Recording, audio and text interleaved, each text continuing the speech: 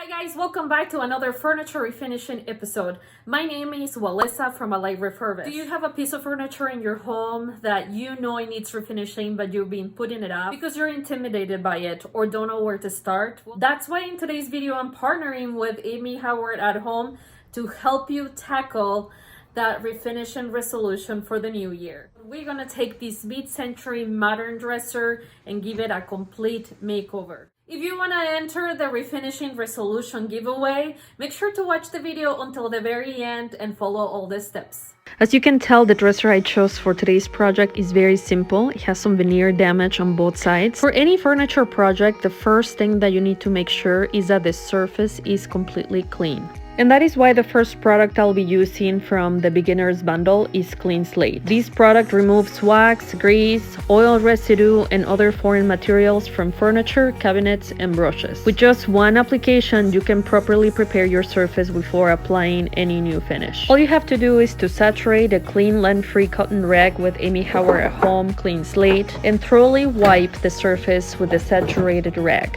I'm removing all the drawers to paint them separately, but once the drawers were out, this thing was super dusty. I doubt that you'll need to use your vacuum to extract the amount of dust that I had to extract out of this dresser. Generally, the only thing you need to do to the inside is give it a rinse with water. Since I know that the wood filler is going to take about 30 minutes to dry, I decided to address the repairs first. I tried to use this Provan wood filler and it normally works, but I think it's been sitting around too long.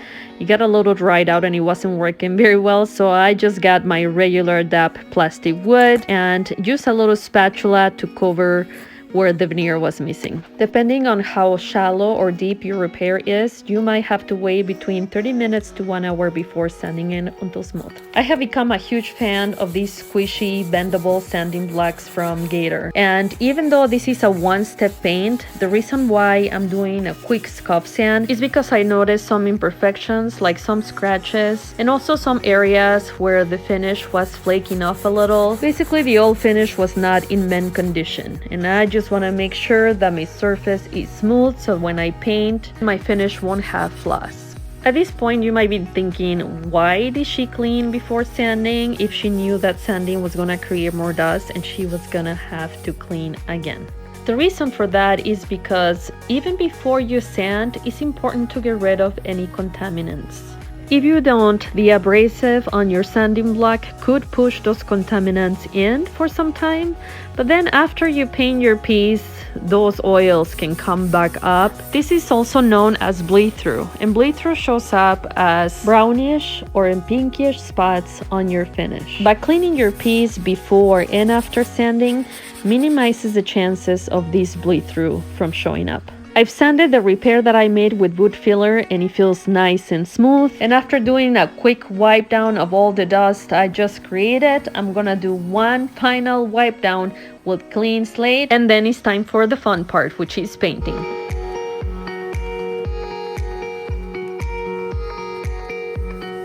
To apply the one-step paint, I'm gonna be using both the taper brush from Amy Howard and their foam roller. Since I'm a little lazy and I don't want to clean a lot, I'm gonna use this foil liner to cover my pale paint. And once I'm done painting, I can just disregard the foil liner. The color I'm using today is Java, and I don't know why, but all I can think of while I'm mixing it is a chocolate shake. Quick little tip here. Put some tape around the rim of your can to keep it paint-free. That way you won't have any paint gumming up there, preventing your can from closing properly. If you're like me and don't like to get a lot of texture on your finish, I'm gonna give you a couple of tips. One, don't oversaturate your roller with paint. It's better to apply lighter coats. The next thing is to avoid putting too much pressure when rolling the paint. If you can see marks where the previous rolling was to the new one, then that means that you're probably applying a little too much pressure on it, and that's also gonna give you a lot of texture.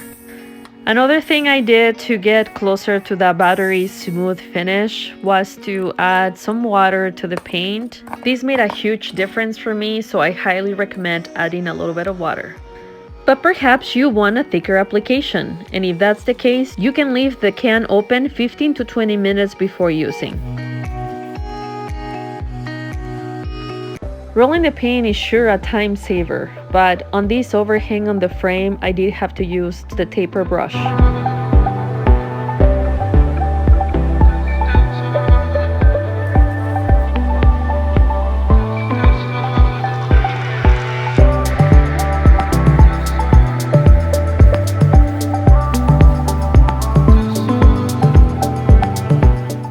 When it comes to the drawer size, I painted around the perimeter of each side.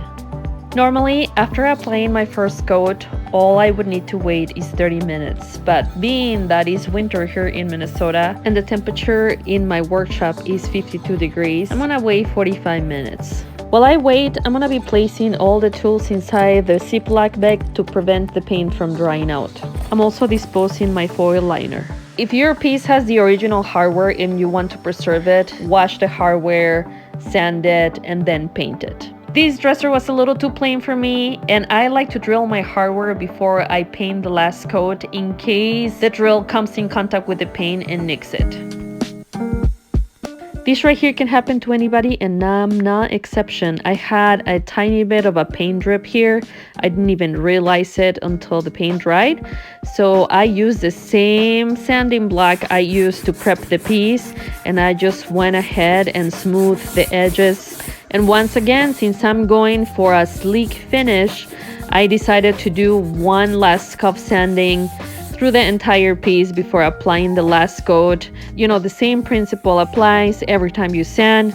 Wipe down, make sure your piece is clean even between coats. All I'm using to wipe the dust off here is a damp cloth. If you don't mind a little bit of texture, you can completely skip this step. I opened 1 quart of paint for this dresser, and I had quite a bit of paint left. I think it's safe to say that you can paint 2 dressers of this size with 1 quart. Just in case you might have forgotten, I like to remind you that this is a one-step paint and there's no top coat needed. So you could be done after applying the last coat of paint. However, I'm kind of stubborn today and I really want a satin finish on this modern dresser. And because of that, I've decided that I want to top coat it. I'm gonna teach you 2 different ways that you can top coat this paint. The first one is by using Amy Howard Mind Your Own beeswax. To show you how to use this product, I'm gonna apply it on one side of the dresser. All you have to do is to squeeze a small amount of the beeswax on a soft cotton rag. Apply to surface in a uniform circular motion. Allow 15 minutes to dry. Then, using a soft cotton rag, buff to a beautiful sheen. But since I don't want an antique look, I'm using a polyurethane.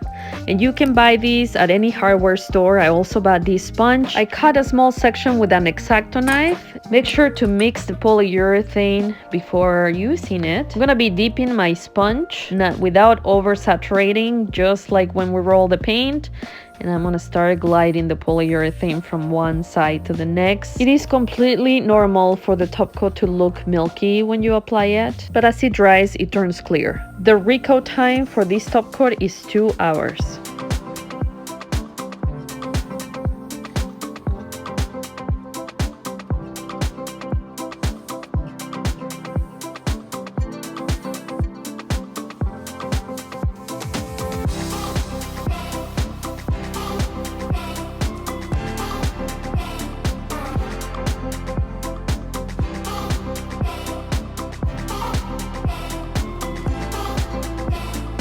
The last thing I want to say is that hardware can make a huge impact in your furniture makeover.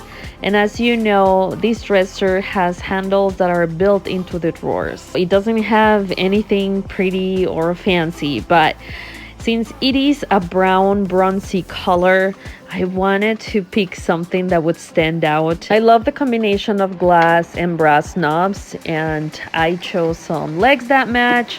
Let's take a quick look to where this dresser started less than 24 hours ago and check out how it looks now. Let me know what you think of today's makeover in the comments, and if you want to enter today's giveaway, make sure to listen to the instructions at the end.